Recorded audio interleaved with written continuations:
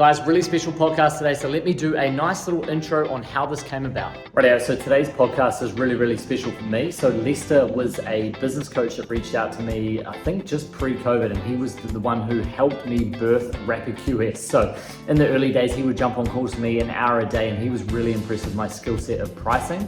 He was the one who told me to jump into Rapid QS. He gave me my first $1,000 job on Waiheke, new build for a builder client, so he's been fantastic. He's the one who's helped me to transition from a failing building business to getting it successful, and also telling me that I should niche down for Rapid QS. I came up with the name, but niche down to Rapid QS as my skill set for a QS was fantastic. So Lester reached out to me a couple of weeks ago, said, David, I'm running for council stuff. I've seen what you're doing. It's really impressive. Can you come and give me a hand on social media? And I said, absolutely, mate, 100%. So he's exposing a lot of council corruption, etc. And he said to me, I really want to get a hand on Facebook and YouTube. I went and caught up with him at a cafe, and I said to him, it would be an honor. And I said to him, it would be an honor to do his very first long form interview podcast. I can ask him some questions, and then he can use this to put on his website, so he's got some information about himself that people can see when they go and follow him. So enjoy this podcast. Lester's been amazing to me. I would not have Rapid QS if it wasn't for Lester. Comment below, let me know if you know Lester, and enjoy. Hey guys, David here. So in the studio today, and very special guest, and someone who has helped me tremendously in the last 6 years of sort of my business journey. But Lester, thank you for coming in, and very quickly. So Lester, I don't know if you reached out to me or I reached out to you. We got in touch when I was sort of at the back end of my building journey, and this is when I'd pretty much just come out of, I think, 6 figures worth of debt. I had a horrible time there, and I think you helped me get out of the back end of that, which was awesome. But you have really helped me birth Rapid QS and what it is today. So I had no idea that my skill set could do what it has done for me today. So that's how we have met, through Lester helping me get out of the building debt business, birth Rapid QS, and now you've got a bit of a journey on the council stuff and making informative videos, and probably going to ruffle a lot of feathers on what's happening in New Zealand. So, give me your piece on sort of how we met, how you helped me, what my situation was like, and be as rough as you want, and give me some constructive criticism. Oh, people love this. Yeah. Now, David, the young David I remember, or the bit younger David, was very energetic, absolutely full of beans. But like the young dog who runs around the sheep, he needed to be tied onto an old one for a while to slow him down. That's it. That was exactly it. Put a few bricks on my ankles. And I used to just ask you poignant questions and just help you guide along. But it soon became obvious to me when we looked at the different parts of your business, because you had more than one string to the bow. Yeah. And you were going along, and we talked a lot about what was the more lucrative side. I think if one thing I could say, your confidence about doing the QS side was lower than it should have been. Yeah, interesting. And as I said to you at the time, I've hired a lot of QSs, and I've trained a lot as well. And the most important thing is that the best QSs I ever had were all ex-builders. Yeah.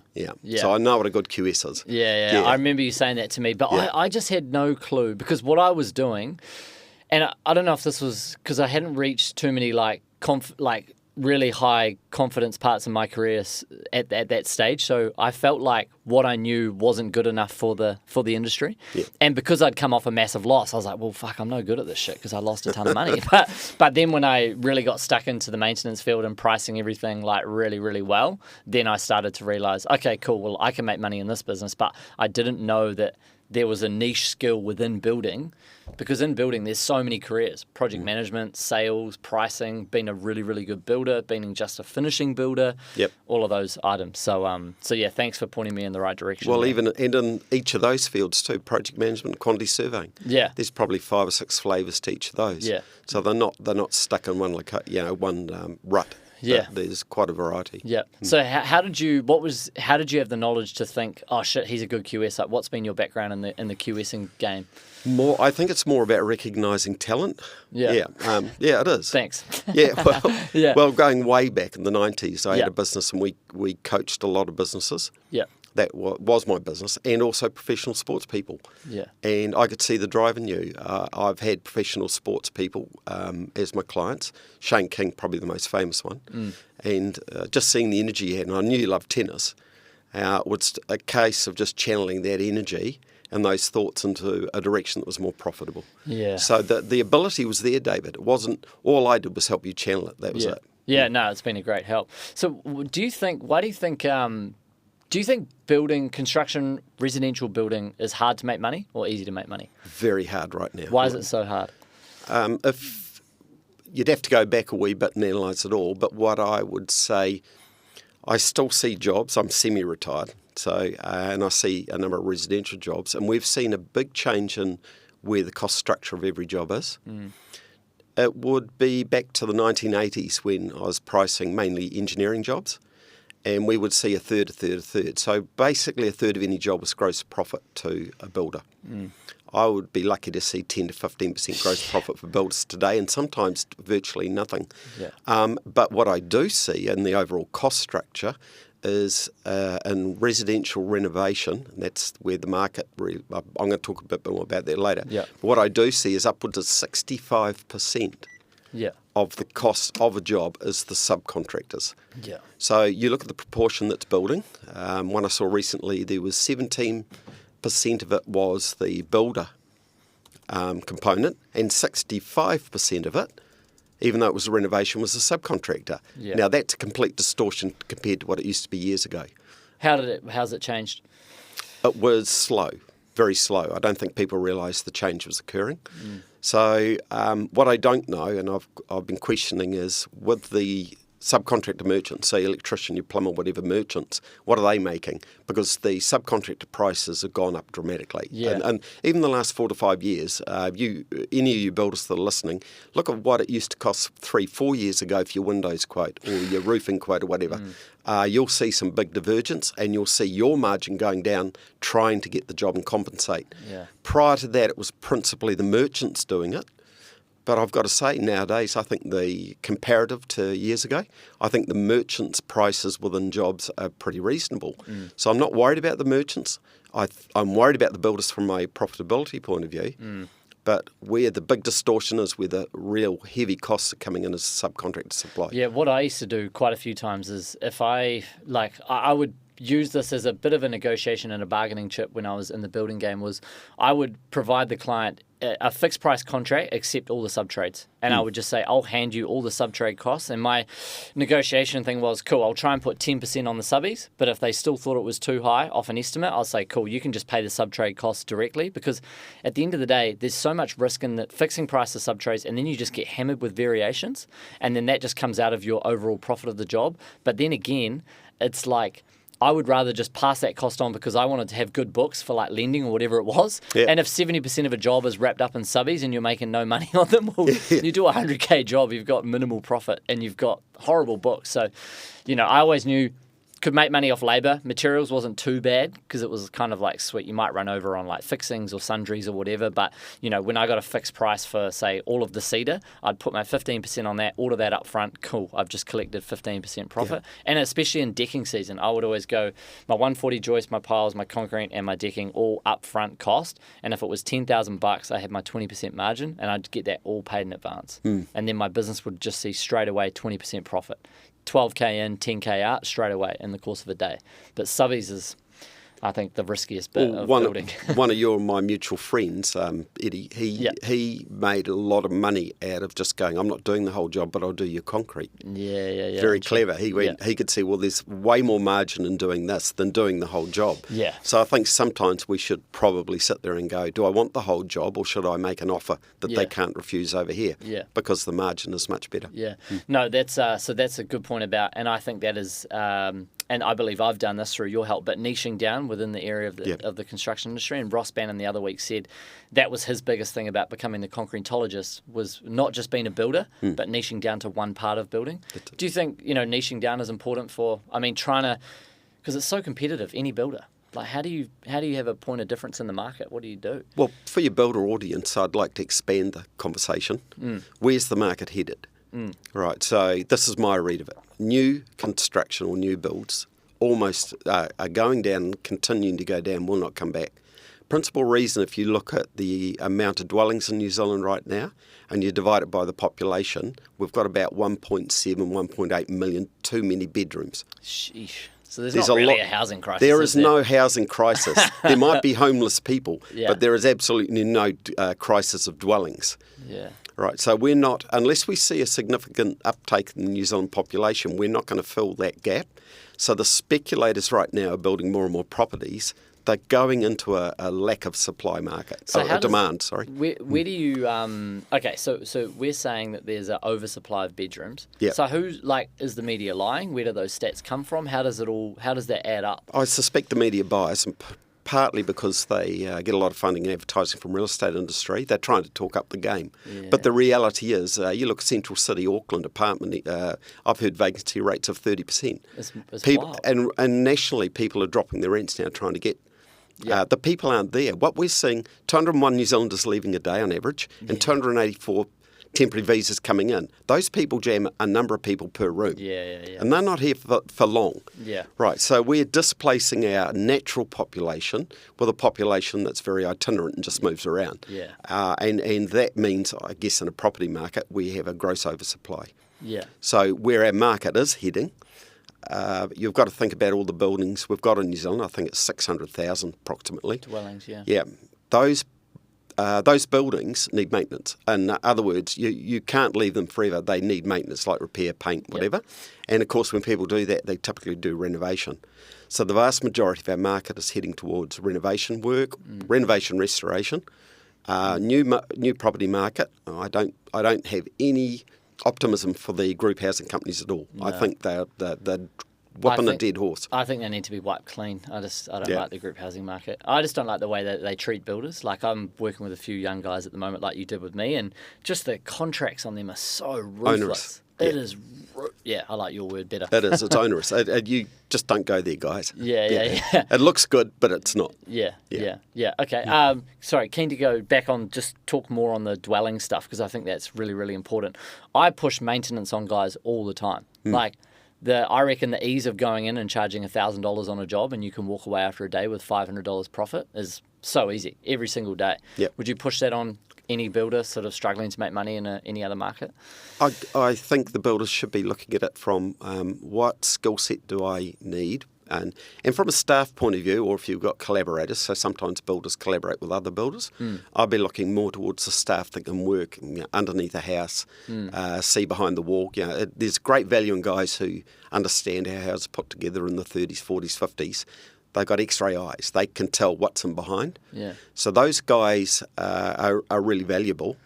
And so equip your firm to be in that position and respond accordingly would be my advice. Yeah. Because I did that with Eddie when I reached out to Eddie through you, and he gave me quite a few maintenance jobs because he's obviously tied up on the big stuff. Yeah. It's not worth him pulling a guy off to go and do a $5,000 small pergola replacement or whatever it is. And I was like, well, I'll lap that stuff up because I know I can make $1,500 or $2,000 in a couple of days. So it was, that's it. You're there to make money. Yeah. I mean, and if you're not making money right now, then start to consider what are my options.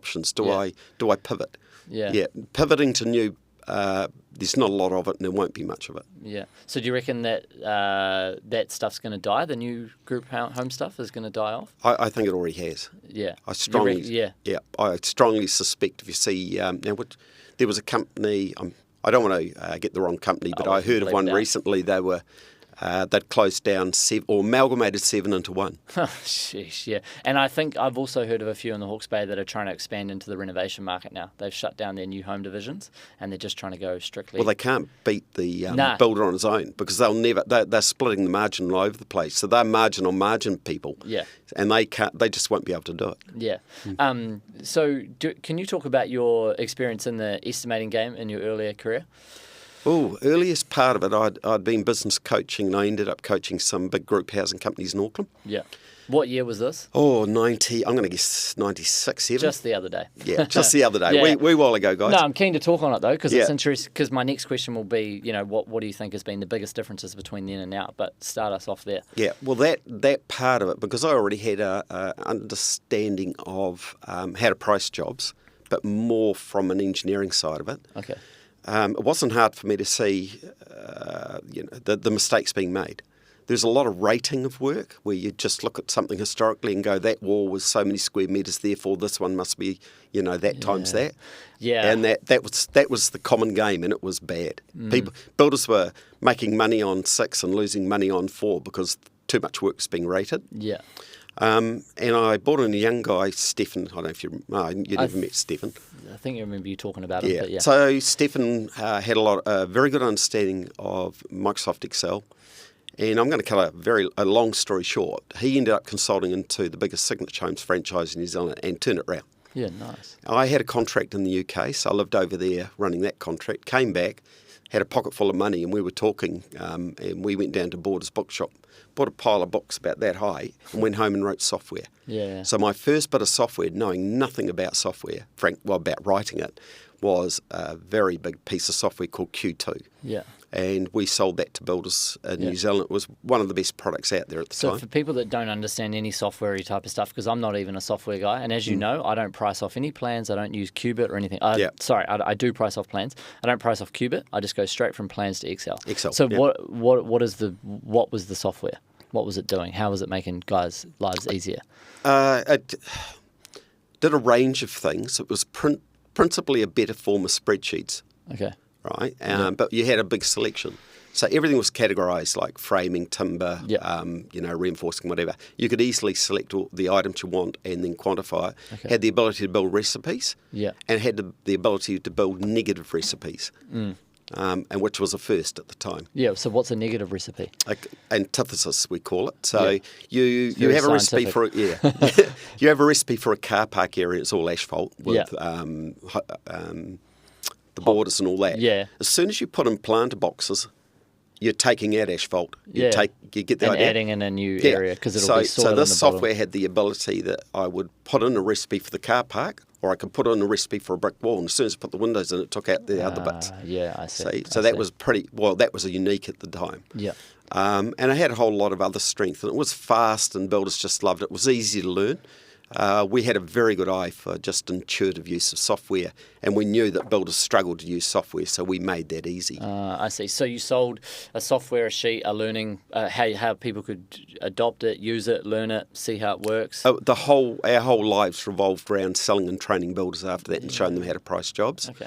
When the Christchurch, I looked at expanding. Well, first thing was I got talked into doing an IPO, going on the stock market, and I got talked out of it by Mark Walden, which was very interesting. I think that's a whole education itself. Yeah. And then the next part, the earthquakes happened in Christchurch, and I ventured down there, and we essentially embedded down there because there was so much demand for what we're doing. And from that, I helped another person start a QS firm, and then we started 2 of our own. We had 2 QS firms down there. And why did you start 2? The first one... what was the time difference between starting one, ending it, starting the next one? They were very different. So the first one, I'm not talking about the person I encouraged to do it. The first one was principally for builders helping them price earthquake work. Okay. Then we started a business that was focused on estimating client side for doing legal battles against the insurers. Because the insurers were making offers that were just, those offers were ridiculous. Ripping them off. And they needed some... What percentage below market value? Like, stupid. Dramatic. Yeah, nothing. 5%. Yeah. And not only that, David, you'd understand methodology. We had houses. There's an old lady, Mrs. Alexander, that one of the worst scenarios I ever saw. The house... Mrs. Alexander, she'll be dead now, but she's a lovely lady. Yeah. Double-storey brick house, earthquake, bricks fall off, houses like that. Yeah. They came in and tried rebricking the house without straightening the frames. Oh, wow.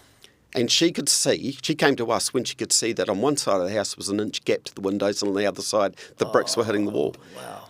And it was patently obvious the methodology was more wrong than the pricing. Then we had to form a legal battle. And it took years. Wow. It was an absolute shocker. And this is the behaviour. People were being presented offers or estimates that were fundamentally wrong because the insurers were paying people to give bullshit offers.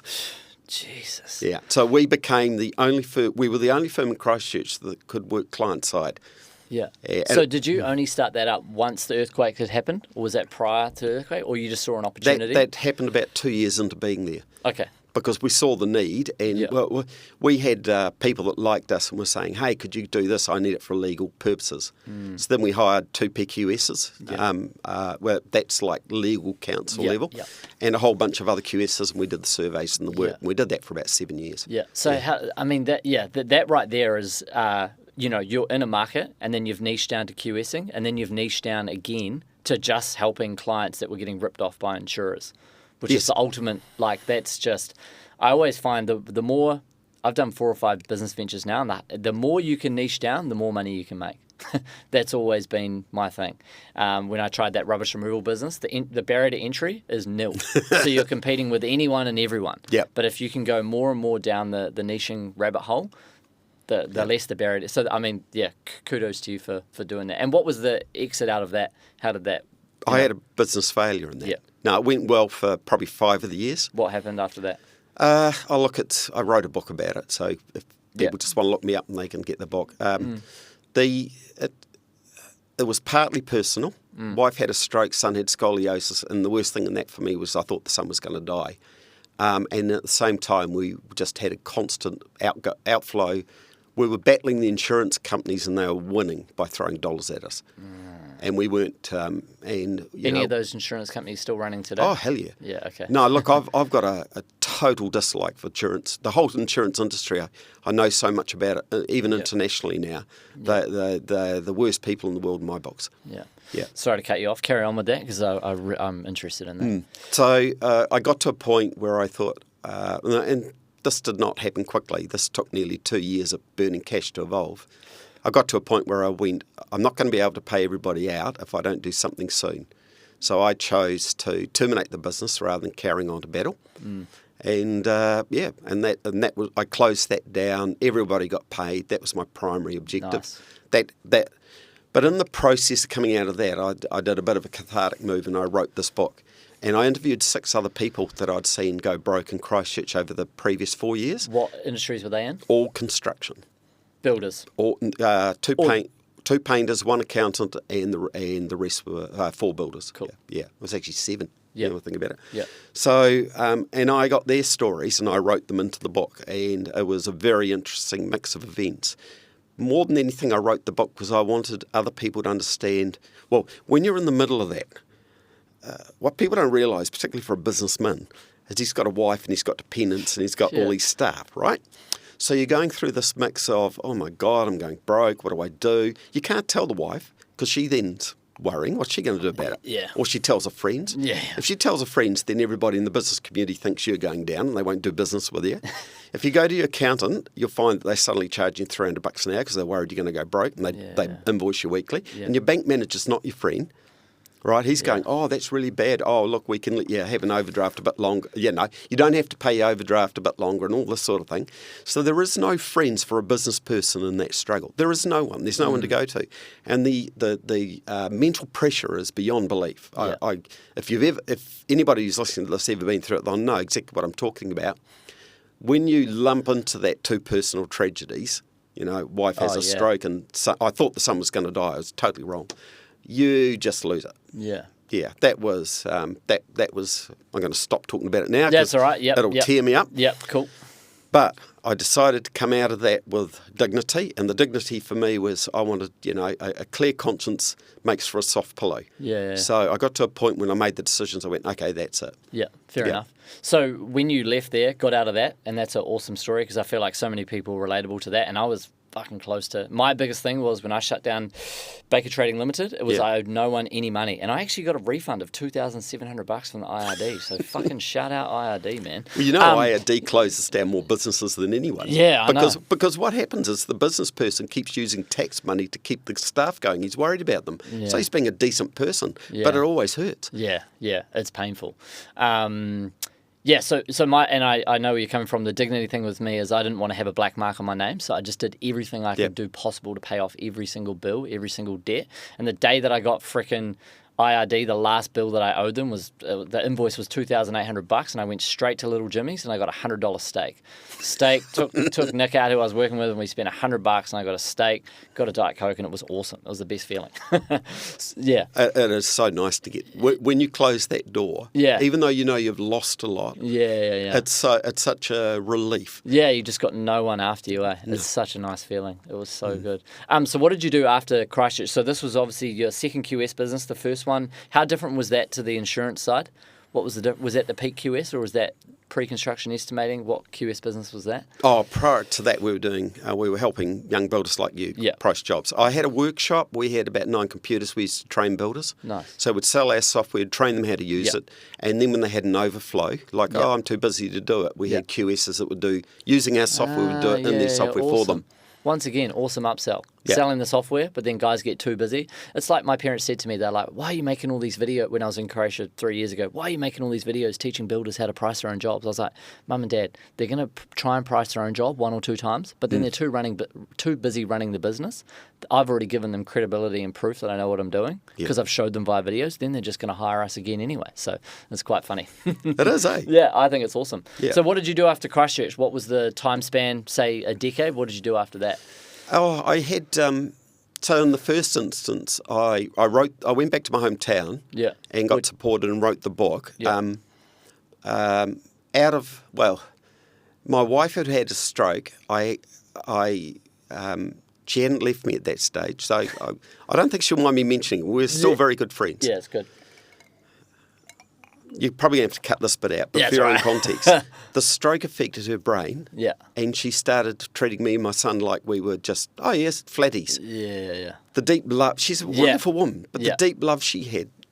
Yeah. Right. So then she one day says to us, and this is post-stroke, she goes, I'm off to live with Dee in Wellington. She just left us. Yeah. And I thought, no, don't you mean go and stay? No, I'm just... Strange. And then she never came back. And she called me and she said, you may as well get on with your life. And I've never to this day understood whether she let me and Jamie go. Yeah. Say, or... Yeah, understood. I'm keen to... So, anyway, but you want to know what happened afterwards. Yeah. So I went through a period after that of just doing some minor QSing, just the odd builder here and there. Yeah. Doing it at a level I could handle. And then that just slowly grew. And then I did some consulting. And then I ended up with I don't know if you remember young Will. So I ended up, he started asking me to help builders that he had met. Now, somehow you came in the mix. You introduced me to Will. Afterwards. Yeah. Somebody told me about you. I can't remember the exact story, but you were one of the ones. Like, I have a very good understanding of the building, of the trade, being in business as a builder. So I remember you, as you said earlier, you had that stroke, and I started helping you. And to be honest, David, those are wonderful times. Yeah. Because you feel like, as an older guy, you're going, well, I might have missed my chance, but... I'll live through this guy. Yeah, vicariously be my son David, that's it. I appreciate that. It's cool. Yeah, so I think because Will was QSing, and I think it was between you and Will that gave me the first very job, and it was for a builder on Waiheke, doing a home on the side of the hill, and he just wanted a concept report. And I think, I can't remember how I charged. I think I charged $750, and I was like, wow, this is insane. And I did it at a cafe on like a Saturday morning, and I was just like, this is nuts. Yeah. And I'd just been slogging my guts out at Baker's Bills, trying to make $1,000 a week. It was horrible. When you do the first one, it feels great. Oh, right? It feels so good. But then when you start to grow it into a business, you're going, oh my God, it's not as profitable as I thought, and I got to work harder, I got to be smarter. It soon emerges. And I remember the one thing I want to say this direct to Cam. Lester told me, he said, David, be aware you will get someone try and take you to court one day, and he said you will have a fuck up. And I'll call this person out, Ray Lister from Wellington. I priced his deck for him.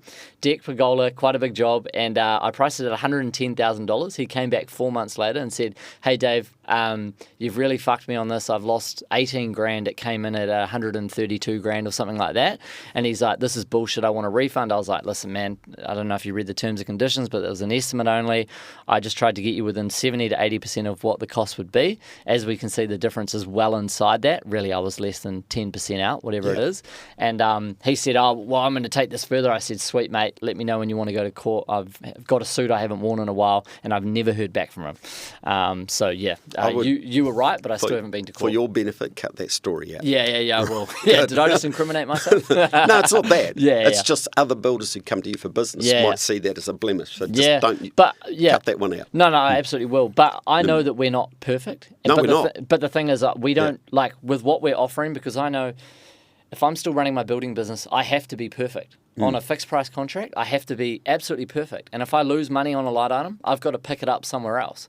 So I'm constantly back costing the job as it's going through. Yep. And that was something that I was always super, super diligent on, was back costing. And if I knew I was losing money at the first 25% stage of the project, I would have to pick it up elsewhere. So, I'm very, very self-aware that you don't make money on every single line item. Well, the key to good back costing is granularity. You've got to have detail. Yeah. The other part is that people quite often they have combined rates. Yeah. Separate out labour. Yeah. Run your labour and record your labour totally different, in different columns. Yeah. Because what you want to do is know for the future whether you got it right. Yeah. You will find mistakes in labour. And the thing is, don't make that same mistake 5 times over before you realise. That's the key part. Yeah. No, absolutely.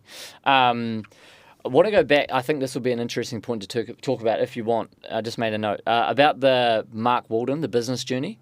Can we elaborate on that? Because I think that's like a real cool business aspect to talk about. Was that the partnership?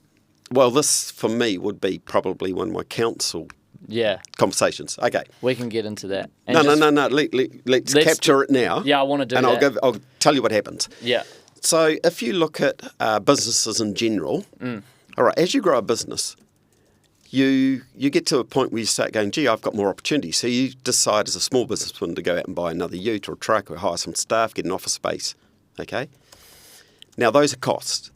And as soon as you start incurring those costs, you're going, well, I'm doing this for what reason? Even a radio campaign. Okay? I'm doing this to make money. Yeah. Okay. And so you're putting money in to get it there. But you get to a point where it's still going successfully and you go, wow, if only I had more.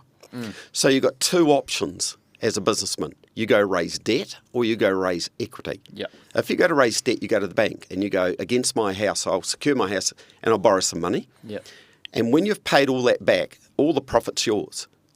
If you want to go really big, you go raise equity. You go out to the market and say, who else would like to join me on this journey? Yeah. And who else believes in what I'm doing? Going way back, that was the easy way to grow businesses and find a lot of satisfaction. And it was really good for the community. Equity over debt. Correct. So you go out and you attract other shareholders. But there are laws that restrict that from FMA through to share.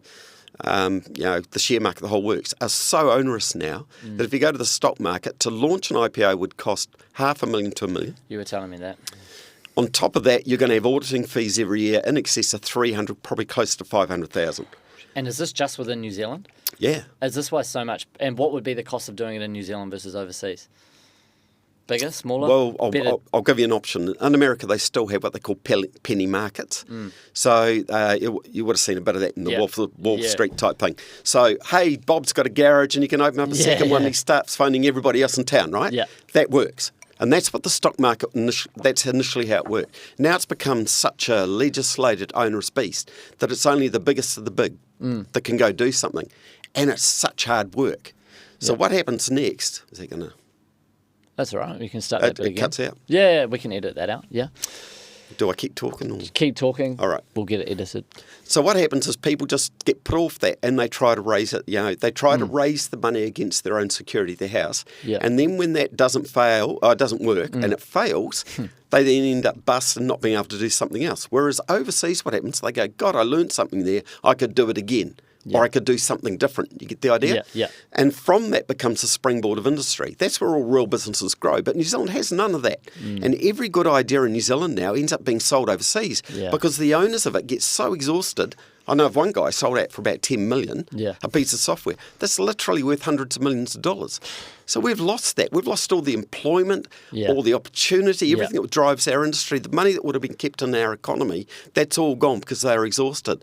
So if I could change one thing politically for the benefit of growing this country, it would be come up with a penny stock market that operates and is less onerous, and lets people like David Baker go, there's opportunities here, guys. We could be international. What do we do? I need to raise an equity. So if you were 20 again, or if there's a smart 20-year-old listening, what do they need to do to sort of start that journey, or what does that look like? What would be step one of how do you start doing that? Because depends on the industry. Software, I understand. I've done 4 bits of software. I'm involved in the 5th now. From a construction point of view, that's actually a really interesting question, David. Well, it's just like, because like you said, all the opportunity goes overseas. And the reason why I spend so much time overseas is just the people that you meet doing stuff on a completely different level overseas. You don't really find that in New Zealand. Well, here's a point. So in New Zealand, we call them Tier 1, Tier 2 building companies. So you've got your Fletchers and down to your Watson Hughes and all that, right? So Tier 1s, we're pretty well down to 1, aren't we now? Just Fletchers, Tier 1s. So that means only on Tier 1 work, only the biggest companies like March from France can come over and do anything. And we haven't got this natural growth where little companies have been growing up. I mean, I can't see Dominion Construction becoming Fletchers. I can't see it happening. And in a similar manner, if you look back to the 80s and 90s, in Auckland we had 26 major developers. Auckland, Kiwi developers. I think we've got 1 or 2 left, right? So, and what time frame is that shrunken? Is that 10 years? Since the 90s. Okay, so 20 odd years. So you don't just decide tomorrow I'm going to be Tier 1. All these companies have this natural growth process that it's now been eliminated. So we need to relook at ourselves and go, what are we doing as a country economically? Do we do the false economy, which I call John Key had a false economy? All he did was get people to borrow money to speculate. There was no true GDP, no growth, no product, no value added. Just your property did nothing. No one did any work on it. Went up in values. All you did is borrowed money. That's lunacy. So we've got to come back and go, how do we get true GDP? How do we get true growth? How do we get products that people want to buy from us from overseas? And how do we have an internal economy? And so I want to explain this. If you and me live in Auckland and I earn $100 and I go buy 2 things down the road, one off you, one off someone else, there's still $100 here. And then you go spread around 7 other people to buy your supplies, still $100 here.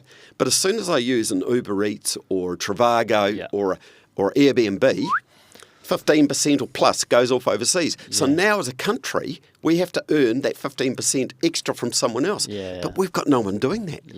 So we're going towards third world status. Slow, just the lid is sinking down and down and down because we haven't got a position where we're growing the money. Yeah, it's interesting when I didn't even think of it from that way. Every time you do use these offshore things, even Booking.com for accommodation and that, it's all gone. Well, your pay wave, where's it going? Australia. Who owns the Australian banks? The insurance companies.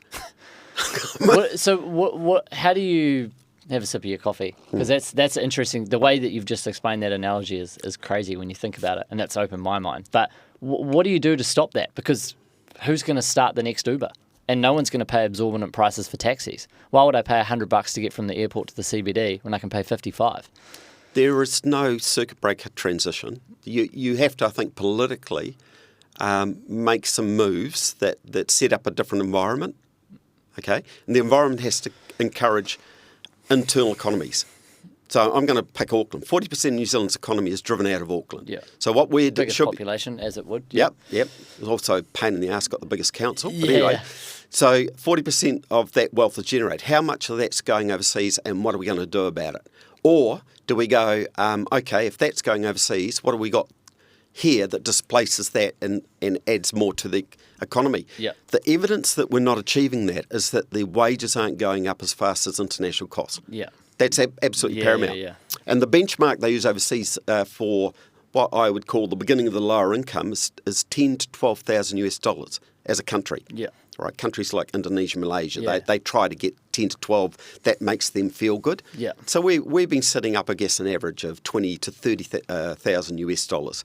But we're falling closer and closer to that 12. And the more of our well-skilled people that go overseas, the closer to that we get. So now what do? But you can't blame a young person for wanting to go overseas. Hell no. We're trying to go and earn the British pound and the USD, because why would we stick around? I didn't realise how weak our dollar is until I went to Europe. Okay. And I was like, you're getting... There's a few words I want to use, but your money goes nowhere. Well, last 2 days it's dropped dramatically too. Yeah. So it's got worse. So going back to... I'm trying to answer your question. Sorry, yeah. We need an internal economy that thrives. We had manufacturing, we lost it to China. Yeah. That was Auckland's base. It was manufacturing, services, so lawyers, specialist doctors, accountants, whatever, and then a bit of tourism.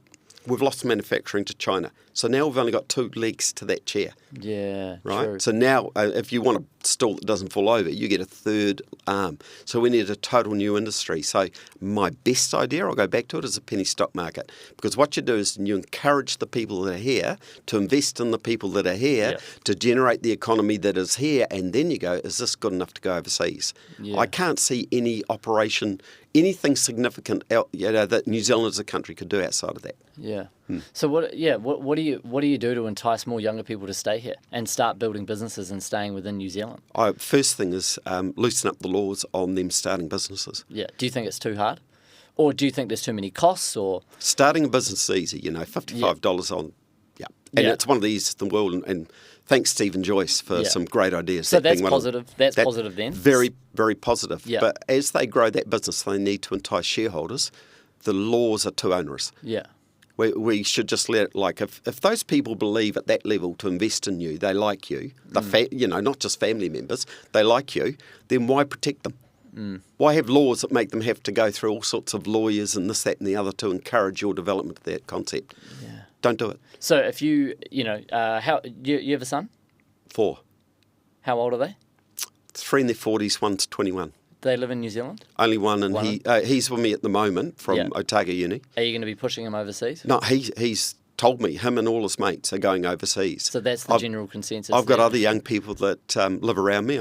They're all going overseas. They're 100% in their 20s graduating, or they've got decent skills. 100% David worries the buggery out of me. Yeah, are all talking about going. Yeah, it's just I was playing tennis with a dude in Croatia 3 months ago. I met him 2 years ago there. 32, started a dropshipping e-commerce business in Europe, and now he's in the States, and he does $55 million a year in revenue. Yeah. And he was like, when I was living in Dusseldorf, Germany, his cap was so, and then he moved to Dubai and started doing all this stuff everywhere else, and it's the scale of what you can do is like the world is a massive place, and I'm like, but he gets treated better. His taxes are way lower. It's easier to do business, and you're just so accessible to the rest of the world. I just find New Zealand's in the bottom of the world, and there's nothing wrong with that. It's a beautiful place. It's awesome to, I want to have a family one day in New Zealand, but I just can't see you like achieving so much down here. It seems impossible. Well, the isolation works in our favour to a level. Yeah. But we've still got to have something to offer the world beyond agriculture. Yeah, right? Exactly right. Because what's agriculture? 100,000 people at best. Yeah. And we've got 5-point-something million other people that need a purpose to be here. Yeah. And what are we going to do? Just tax the shit out of the farmers. And then have everyone else on the dole. Come on, we need some better ideas. Why is butter so expensive? Do you know? Oh, that conversation. All right. Can you elaborate? Because I mean, I'm off a farm, and I can't comprehend why meat and butter is so expensive in our own country. One of my favourite authors was a guy called Mark McCormick. He was a New York lawyer. Yeah. You'd love him because he started IMG, International Marketing Group. Oh, wow. He started professional golf, PGA, tennis, everything. Wrote some fantastic books. And he had this term, street smarts. Right? He said, everyone thinks the world is this, but it's actually that. Like he'd talk about real estate agents and say, oh, they're all lovely and they do this. But think about it. They're not getting paid an hourly rate. No. They're not your friends. No. They are mercenary. They're trying to charge as much money as they can. Absolutely. If they don't get a result, right, they're not working in your best favour. Yeah, they are mercenary because they can't feed their kids. Yeah. Right, so wake up. The world is really like this. So as a part of that, you need to look at the stock market and how it operates. Another criticism I've got. The CEOs in stock markets get paid a pretty big base salary, plus incentives and shares if they exceed that. So if someone comes in and he's a CEO of a stock market company like Fonterra, okay, remember the Dutch boy? Yeah. Comes in, head of Fonterra, and he gets a big share bonus and many millions of dollars for raising the share value up. So right now, your shares in that company are worth $2. If he can move that to $2, 10, 20, 30, 40, 50, he gets a really big payday. Yeah. So what does he do? The company makes good profit, so he takes that profit and he buys back other people's shares into the company.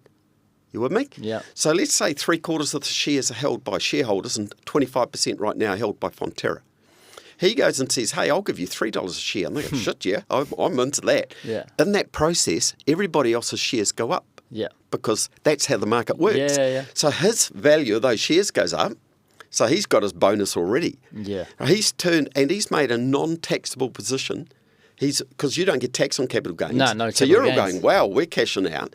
And the net result of that is the share value goes up and his next year bonus is secured.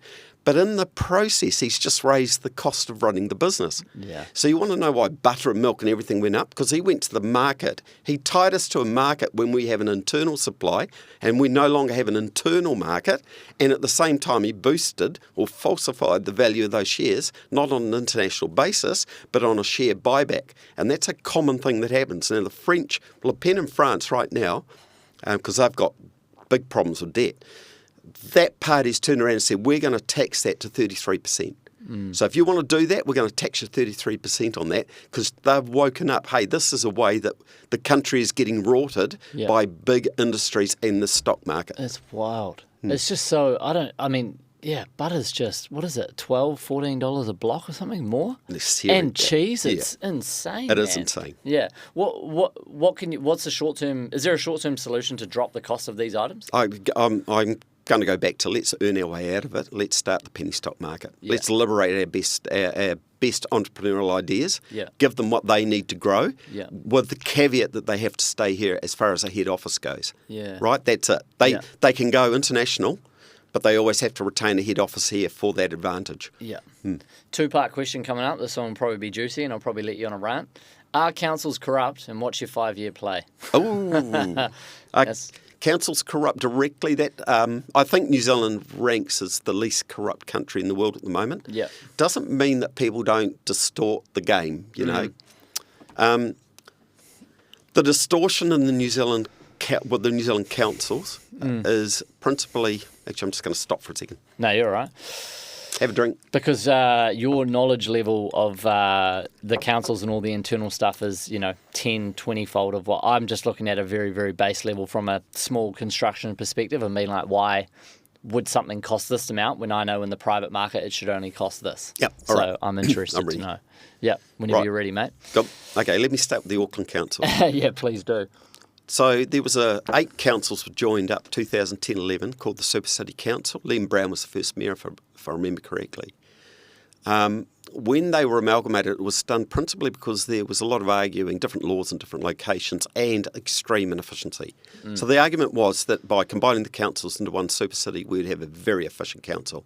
When they were formed, they had 7,200 staff. Right? What year would this have been? 2011. Okay, cool. Now, we're now 2025, they've got 12,800 staff. Was that efficient? Well, if you look at the population, so that's 77% more staff, but the population only went up 19%. I see what you mean. Yeah. So we have and with the implementation of tech and everything going on, do you need more of those people? No, you don't. So then you go with technology and everything that moved on. Why have we ended up with more, not less, and proportionally, given the amount of the population growth in Auckland? Then you need to go behind and you go, so why have we ended up in this position? Well, there's a very simple reason. And this is one of my biggest one of my biggest policies that I've got and why I want people to vote for me in Auckland Council. Yeah. The managers at council who truly are the brains trust at council. If you ever watch a council meeting, you realise how dumb the councillors are compared to the council managers. They are smart, okay? They know their stuff. But they also know how to manoeuvre and manage those guys. Yeah. And their pay is anchored to how many staff they have. Sorry? So they get paid based on how many people they can manage? That's typical management, you see? Yeah. So if I have more staff, I get paid more. If I have a bigger budget as a manager, I get paid more. So do you think those smart managers are trying to solve problems or find new problems? Yeah. Hence the growth in the council staff. And it's now the 3rd biggest employer in New Zealand, the biggest employer in Auckland. Its budget's gone. This is the other surprising figure. it's gone from 2011 at 3 billion to two published figures at the moment that I can get my hands on, from 3 billion to 8 or 9.1, right? Yeah. That's at the minimum, that's 266% increase in rates in those years when the accumulated inflation in New Zealand was 34%. Yeah. So we've had a 266% increase in revenue to council, not just rates, compared to a 34% increase in cost of living. So it's time the voters woke up, found councillors that really understand numbers, right? Not just accountants, because they don't understand costs of jobs. That's a big part of this. And it's time they found people who don't just go flower arranging and kiss the babies, who actually can get to the numbers and who know how to grill those managers, make things change. Do you think they actually get held accountable when stuff goes wrong or there's wasted? Patently not. So you take the new City Rail link. Yeah. Okay. Initial budget 2.4 billion, supposed to be two times as long to build, and it's gone to 6 billion from 2.4. Is there anyone being held accountable? No. Well, my first immediate question would be, who was the project manager? Who signed it off on, this is our budget, this is our timeline? And then if it does need to increase, who's the one saying that, we can increase the budget, and then who's going to pay for it? Like, do they have to give reasons of why that's all happening? Because as construction projects, none usually work out on the fixed price. There's always a variation or a delay of some sort.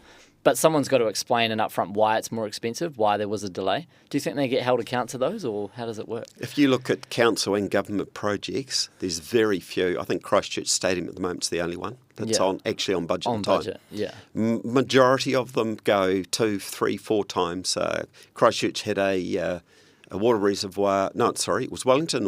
A water reservoir recently came in at 40 million from a budget of 10. Yeah.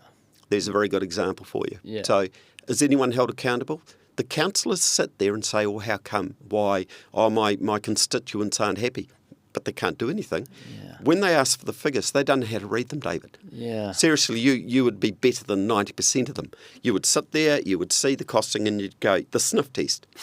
That's not right. Yeah, but how does you identified that with those steps. Yeah, and the other one that is a real simple one. It was the Palmerston North. They built some cycleway planter boxes, whatever. It was up for 12 months. It cost $333,000, whatever. All good at the cost of the planter boxes.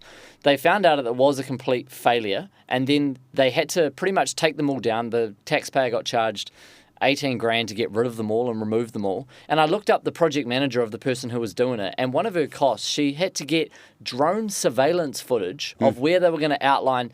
They couldn't get a company in Palmy. They flew some high-flying consultant from Auckland down, and I physically checked the amount of times that they flew down on Air New Zealand from Auckland to Palmerston North, and they got charged for their travel at $150 an hour, and they billed all these flights from Auckland. Hire a local person or buy a drone for $1,100. Send one person to a one-day course on how to use a drone. Just like simple shit like that. And then at least the council owns a drone. They've got an asset, and someone within the council knows how to use a drone. And they spent $4,500 or $5,500 on this consultant for the drones alone. And I was like, well, I would not sign that off if I was a taxpayer, If you look at the government and local body, council, all the managers like to get consultants in because it gives them someone else to blame. Yeah. So, and my position would be that, okay, we hired you as the expert. Yeah. You're the subject matter expert. You've got that role because of your qualifications or experience. You do the job. Yeah. You don't need consultants. Yeah. Yeah, but you look at it, so many of the projects are... they drag in consultants. Do you remember that they were looking at the tunnel option? Was it the clip-on bridge option for Auckland? Oh, I read an article. Was it $50 or $55 million in consultants to go nowhere with? That's just lunacy. Yeah. Okay, so my question to you is, there's a lot of other people doing greater stuff than me out there. I just make short-form TikTok and Instagram videos about it. Why has no one come to shut me down or send me a letter or someone saying this is illegal, you can't talk about this kind of stuff? Because if I had someone talking shit about me online, I would probably get sent it within a day, and I'd be making a video within a day calling them out. And why do you think no one comes back to me and says, shut the hell up, you're all wrong, this isn't right? To me, it just screams, you guys know you're doing something bad and you're not doing anything about it. Oh, well, two parts to that answer. Yeah, sorry, it's a big question. If something's out in the public and they're really just feeding off that, it's hard for you to claim. Yeah. Gee, I can't think of the Yeah, word. no, all I'm trying to say. The other thing is it costs lawyers to do that. It's just onerous. Yeah. Again. I just find it just baffles me. Like we called out a builder in Timaru the other day, owes a shitload of money, and fair play to him. He rung up within 3 hours of the video being online and was like, "You need to take this down," blah blah blah. And I was like, "Well, one, why do you owe all those people money?" And then two, whatever. But I took the video down. But we've been directly calling out councils, and no one's told me to shut the F up. I don't get it. Like, doesn't that just scream guilty? Because they're not trying to do anything about it? I don't know. You would think so. Rhetorical question. Well, the other part is in running for Auckland, wider matter in golf at the moment. At the very first instance, I looked at the 10-year plan. It's about 3-volume, 900-page, and it doesn't pass the sniff test. Yeah. And so I asked them for the background figures, the charts and graphs. I said, I just want the data. And I've been obfuscated all the way along. They don't want to give me the data. Stonewalled. Stonewalled, catfish, this excuse, I'm at Official Information Act level. Yeah. I don't believe I'll ever get my hands on it. Yeah. So what do you do with that scenario? And by the way, I'll go back to what I said. Those managers are clever. Yeah. So if they see me as a threat, of course they're going to do that. Yeah, I've just got to find a way around it. Yeah. What's the plan? You'd obviously be sitting there, thinking, what can I do? How do I get in here? What do you... If I get to council, I get to the table, when those managers present, because they present and do reports, I'll be asking the questions at a professional level that they're not used to. Yeah. At a project management level. So have you got a fully resourced project management? Is it Gantt charted? Yeah. What are the dollar figures behind? What are the hours behind? Who are the subcontractors? I know how to read that stuff. Yeah, see, that's what I ask all the time. And Correct. I get stonewalled. That's Commercial right. sensitivity because is the word. Commercial, and I'll be going, well, I need to know because I represent the people. Now, I think that's where I'm going to find. My first thing to do is expose the issues and embarrass the people. Yeah. Second is to provide a segue into solving the issue. I don't believe eliminating those managers is the solution. Yeah. So I'm going to make it patently clear they are actually the guys you leave there. You might not want to, but you have to leave them there and leave them the incentives to fix the damn thing. Yeah. Because they are the right people to fix it. Now they've stuffed it. Yeah. Do you think it's just the big sort of city councils that are operating like that? Do you think it's all the regional councils? What do you think? Okay, so one of my favourite councils, South Taranaki. Yeah. I come from there and I know it. Shout out Waverley and Partea. Yeah, you got it. They amalgamated 3 councils, and when they did, it was 36 staff, I remember right. Yeah. And now they have 188 staff. Okay.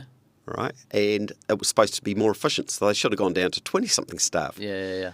And their budget and their rates and everything's increased as well. And there's a complete disconnect between the councillors and the local people, the ability to control that council. Yeah. So I think at a political level it needs to be looked at as well, because right now as it stands, the council has a limited ability to hold the council laws have the limited ability to hold the council. Yeah. Who has more pull power within these councils? Is it the CEOs or the actual mayor? Because CEO. Mayor has all the time? He has almost no... So he's a puppet. He's not a puppet. He can be a total embarrassment and he can choose the next CEO. But the council itself, and this is where it needs better skills, has the ability to scrutinise and grill. And that's what I'm saying. If you know what to look at, you'll embarrass them. Yeah. And that embarrassment, I think, will be that'll flip them. At the same time, you need to go to central government and reinvigorate the ability to get power. See, Wayne Brown just did it with getting AT. Yeah. AT was they're a scam. An animal way out of control. Yeah. That now Wayne Brown's got some control over again. So you think Wayne Brown's good? Best I've seen for Auckland. Yeah. Fair play. I think he's a very frustrated man from what I've seen. He's frustrated with his attempts are constantly frustrated. Yeah. In some part by the lack of the other councillors supporting him. Yeah. I also think that he's doing us a great service by sticking around for one more term. Yeah. But he's a tired man. He's a Joe Biden. Yeah. And I don't think he'd mind that. If you see him in action, you realise he's like, wow, this is wearing me out and I could be doing better things. Okay. I want to get your take on this. So I've had a lot of back and forth with Tauranga Council. They love stonewalling stuff. I push back on them a lot and I call them out on TikTok every other day. Mahi Drysdale agreed to do like a recorded sit down with me. Do you think he's good or bad? Bad. Yeah. Kudos to his rowing abilities, but I'm like... No, he's a Jacinda, total softcock. Yeah. That's right. No, he's all about... So, PC crowd, right, is... sorry. No, you're all right. It's all good. Because No, I'm back. Yeah. Right. Words escape me at the time. PC crowd is performative compassion. Yeah. Oh, remember just into whatever. Yeah. Oh. Don't do a damn thing about it. Just go, oh. Yeah. Right, Marty Drysdale. Over here, we've got an issue. Over here, oh. Yeah. Right? Cast in the same. It's not, hey, okay, that's all fine. This is the Wayne Brown difference. But I want to fix it. I don't want to just say, I want to understand it and I want to fix it. Oh, no, let's just keep saying, oh, here's another one. Oh, Yeah. right, kiss the baby. Oh. So the performative compassion, I see it in all sorts of political things going on, the Green Party in particular. Yeah. So they're a bit of and they're also embarrass you. Yeah. Right? Embarrass. They love spending other people's money. Right? Spend money to make me look good doing that. To take David's money and make me look good by doing this. Yeah. It's shocking. We can't keep going that way. Marty Drysdale has fallen into the same trap. Yeah, it's a bit of a shame because when I look at it and I, did that thing with Ross the other day in Point Chev, and he's like a real true to the ground Kiwi business builder, done a fantastic job, and he was like, I can save a shit ton of money in my local council by running this job more efficiently. And you would think Mahi, with his like credentials, you would be like, surely he's good, but it's just like, who's his PR team? And does he log onto Facebook and see all the negative stuff written about him and think, oh shit, maybe I should do this better or this? I'm like, it just drives me common sense wise. I'm like, why would you step into that role? And then two, why would you not want to actually make a positive difference or read the comments and be like, okay, how do I change here? I'm not actually doing a good job. I don't know. So I think you'll find also there's a lot of narrative coming from, I'll say, the left. Yeah. Sorry.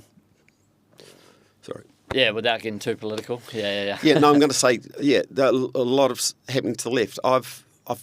I'm just going to say I've got a mild suspicion. I've seen something emerging where the churches now seem to be pushing everything that's green agenda. And I don't know, is that like an infiltration of the Greens into churches? Because I know that in the background, a lot of the philosophy of the Greens is to infiltrate, essentially, get in a position of power. Maybe now that's happened. If you look at, actually I'll go back.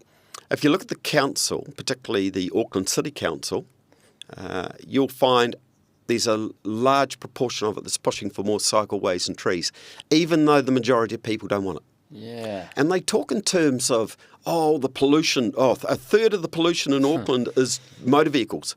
Where? Yeah. And what a third of what? Is it a third of what? Is it 1% air content, 1/3, or is it a third of 80%? Like, give me. Yeah. Are there actual stats to back it up, or are they just pushing something? In New Zealand, where have you ever been? There's smog or air pollution where you're putting on a mask and you hate it. Never. Right. So they roll out that like it's some magical thing to be fixed. Yeah. And then they distort the policies, and the policies put money into things that destroy the businesses in inner city Auckland. Anybody who's been to inner city Auckland recently realises just how little business is going on there now. Yeah. How little employment. Walk down streets of any regional town or big city, it's dying. It's tough, yeah. So, so I post a heap of shit online and everyone shares these videos, but, there's a lot of disgruntled people, and the amount of messages people go, they're like, cool, all well and good doing this, but how do you actually make a difference? Like, if I want to make more money, I know the 10 things that I need to do today and tomorrow to physically start going and making more money. All these people and myself can make these videos and come up with this somewhat proof and evidence to be like, I want to make the council. What is the next step for people? Because everyone feels like they can't do anything. Do you know what I mean? Like, make this video, expose it, get 5,000 comments. Does that result in change? I'm about to launch into a topic that might fascinate you. Yeah. I mean, Jazz, do we have a bit of time? Yeah, 10 more minutes. Yeah, perfect. All good? Yeah, perfect. All right, so what you need to understand, and this has hit the Western world, and I've seen it in my lifetime. When I was born, there were 4.4 children per mother. Yeah. Right? And in my neighbourhood, 10 mothers would have 44 children. Today, it's about 5. Yeah, I thought it was less. But yeah. All right. Yep. So what's happened is every generation, roughly 15 years, we've seen a depopulation. So we've got less women for the next cycle of babies, and then less women again in the following generation for that cycle of babies. So we've had an exponential decline. Yeah. Our economy has been driven on population growth. The baby boomers was all about growth because you'd marry, couple up, you'd have to buy prams and cars and baby seats. You see what I mean? So what's happened now is the consumer side of our market, where the economy drove, has declined now, and we're feeling it. Since 2022, we are really feeling it. So the real population in New Zealand, not the itinerant workers, the real population has declined. And that's the biggest effect on business, and it's not going away. But we would have to go back 20, 30 years to fix it. So it's going to keep declining. And in the meantime, what happened is the baby boomers got a lot better drugs and a lot more money through the government for medicine, so that 70% of New Zealand's health budget goes to over 75-year-olds. Right. And we're keeping the elderly alive a lot longer. Yeah. And they're staying in their houses a lot longer because it's too damn expensive to move to the next one, which is making the houses that the younger ones who want to have kids to move into can't get access because they're too damn dear or unavailable. You see what I mean? Yeah. So we've got this death cycle going on, and we're heading towards Japan. So Japan hit this in 92. Now you can buy 1 yen houses in the countryside. I know, Whole man. towns are abandoned. You go to Spain, you go to Portugal, you go to Hungary. €1. Right. €10, yeah. So we're on that cycle now. All right, we've hit it. By 2032, it's really, really going to bite in New Zealand. Yeah. So right now, if you look at it, you're going, well, what if we're depopulating, you've got to also, as a businessman, consider, so who am I selling to? Yeah. What are the industries that are winding down, and what are the ones that are picking up? Yeah. Okay, so retirement homes have probably hit their peak and going down now, but our death rate is now going to double in 10 years and double again in the next 10. So funeral parlours are going to boom. Right? Yeah. So take what I've just said and extrapolate it through your community and start to make decisions about where the best business options for you are in the next 10 or 20 years. There is no quick solution. Yeah. That's it. Okay. Cool. I appreciate that. Lester, we'll probably have to do a part 2 because that's good, man. And you've got a world of knowledge. So thanks very much for coming in, and we'll do this again, okay? Wonderful. Cheers, mate. Legend. Thanks, cool. David. Thanks, Jazz. Appreciate that. I knew when I drove here, I was just like, man, I could do an hour on this, an hour on this, an hour on that. It was one. This is a pleasure. That's good, man. And I tell you what, most of the time, I'd say 90% of the time, I go in with topics, but then when you get into it, you don't need them. Yeah, I just wanted to follow a bit of a storyline. That was all I was after. So, Yeah. no, that was good, mate. Great job. Cool. Cut it. Thank you.